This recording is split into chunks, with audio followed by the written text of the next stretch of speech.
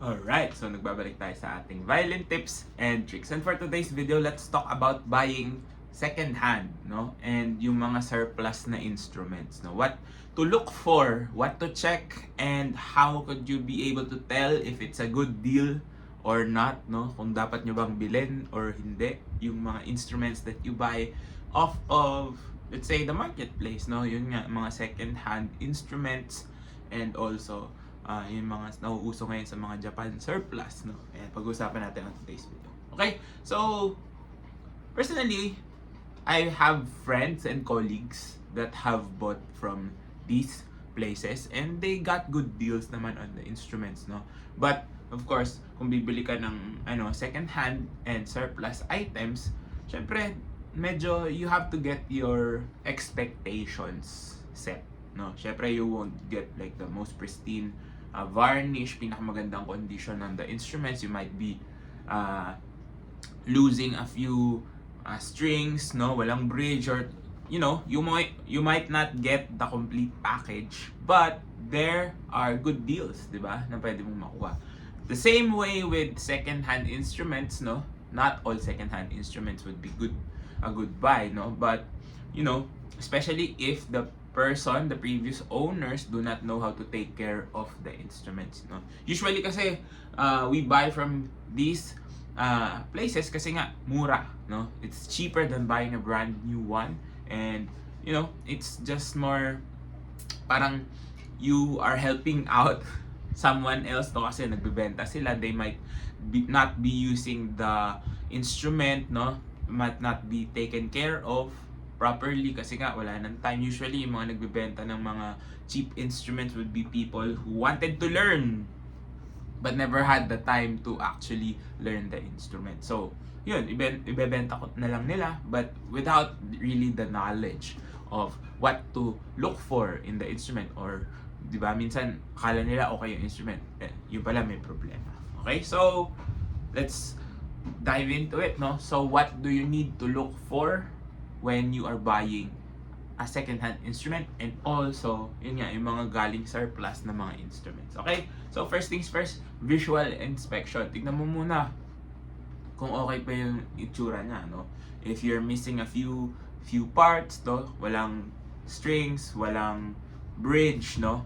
I think that would be not really a red flag, kasi okay lang yun, kasi you can easily find a bridge or easily find a new set of strings. That's not really a deal breaker when we are talking about buying used or surplus instruments. Now, ano ba yung mga kapag wala, wag na lang, no? It should be not necessarily pero baka makaapekto talaga siya sa price, no? So malaki pa yung magastos mo in the long run, no? So pegs maybe, no? Above fingerboard, sometimes yung iba sira yung fingerboard or a broken neck, no? I won't encourage you to buy those things kasi those repair costs would total a new instrument at a lower price point, no? So let's say nabili mo yung instrument, walang fingerboard for around 3,000 pesos. Tapos magpapa-repair ka, a fingerboard would cost you like, I don't know, around 4,000 to 5,000 plus labor pa. So, lugi ka na agad, di ba? Mas mahal pa yung fingerboard kaysa bumili ka ng bagong instrument. So, you have to also take that into account, no? So, kung bridge, strings, that's fine. You could always buy those things. Even tailpiece nga, no? Madali namang makahanap ng tailpiece, and fine tuners, no? Also, no? And chin rest maybe, no? Kung mahilig ka magpalit-palit, no? Pero kung wala ka pa masyadong alam, as much as possible, buy something that is really intact, no? So yun lang, yung strings lang talaga siguro, and bridge, no? Kasi yung bridge, magka-cut ka pa din doon. If you don't know how to cut, then that's another issue. Okay, so visual inspection muna. Tingnan mo muna ano ba yung kulang sa kanya. Next, you want to check the seams, no? Since the instrument, no, a violin, is not built with one carving lang in a solid block of wood, no? It's pieces of wood glued together. So you have to check those points na pinagluhan nila. Ano yung mga may sira ba dyan? Are there open seams, no? You have to check if it's a two-piece back, check the back. Kung may bumuka ba dyan. Check the front if it's a two-piece front as well, no? Check the sides, no? And one way to really check if your instrument has no open seams that could affect the sound is by using a flashlight. No, you shine your flashlight on those seams. Now, if the light goes through the other side, yung sabihin medyo malaking repairs yung kailangan mong gawin, no? You have to have it repaired, no? Kailangan isara mo ulit yun, have it re-glued, no? So, kung dito nag-shine ka, may lumabas na ilaw dito sa kabila, or if you shine your flashlight from the top and may lumabas na ilaw sa ilalim, then that's not going to be a good deal, especially if you are starting out, no? Kasi yung repairs nun I don't really know how much it would take right now, di ba? Kasi medyo mahal na yung mga services, no? But maybe it would cost more than your instrument that you are buying. So, yun yung kailangan mong tandaan doon, no? So, pag second hand, ganun din, no? You want to learn a lot about the instrument, no? Kasi when you're buying from a surplus shop, of course, kung ano lang yung dumating sa kanila, yun lang din yung they won't know the history. So that would be the difference. Now, if you're buying second hand, same things to check. Now, you have to ask the owner about the history of the instrument, no? First owner ba sila? Where did they buy it? What happened? Bakit hindi na nila ginagamit? They're trying to sell it. Did they use it? No? How long have they been using it? So those types of questions I think are needed in order for you to validate whether it's a good buy or not, no? Minsan kasi kapag matagal na sa stock yung instruments, there would be problems, no? Or if it's not properly stored, baka mamaya sa'yo na abutan ng sira, no? So you have to ask those questions. Where did you buy it? Why are you not using it? Gano'n na siya katagal naka-stock, no? So those things I think you should really be asking the seller so that you can buy with confidence from them. Kasi syempre you're buying with your money, and if you are really going to use it, you want to be able to buy something that you can easily use, no? So kung may sira ba yon, alamin mo na agad, no? Yeah.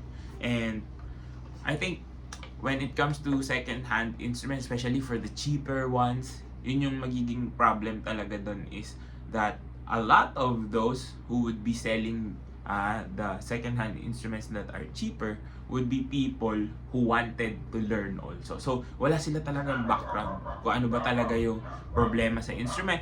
If their instruments would be really okay, tama ba yung ginagawa nila. Sometimes, bibili ka yung bridge, sobrang taas pala. That's why they weren't able to play.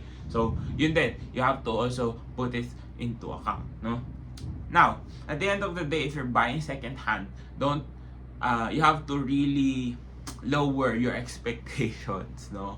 Hindi ka na nga makakita ng perfect yung condition. Bihirang-bihira ka makakita. Especially kung, yun nga, medyo on the cheaper side. I mean, for more expensive ones, of course, you will be talking to a person who already knows what they're doing. So that would be a different experience as well, no?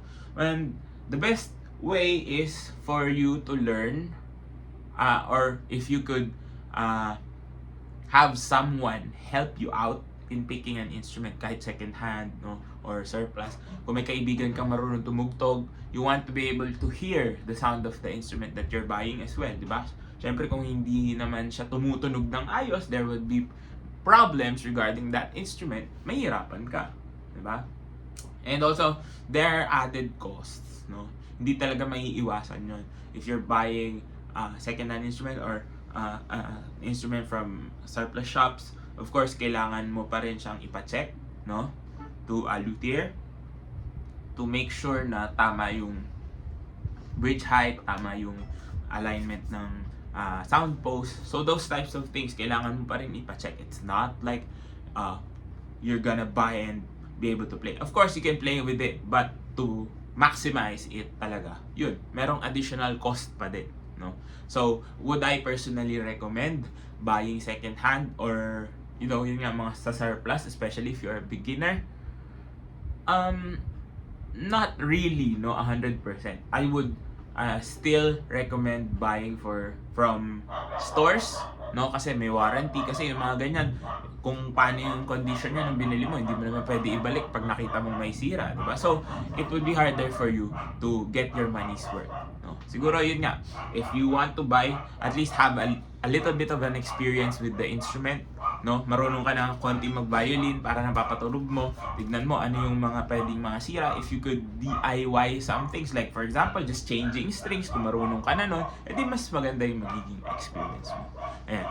So, it's still up to you if you want to buy, no? But if you're not really experienced with tinkering around with the instrument, it's better to ask help from people who know, and of course, better to buy it from a store with a warranty. And so sana nakatulong tong video na to. If it did, please do drop a like, comment down below more content you'd like to see, and of course subscribe to my YouTube channel. Follow me on all my socials. All the links you need down in the description box below. This has been Ryan Monakil for Violin Tips and Tricks, and I'll see you on the next video.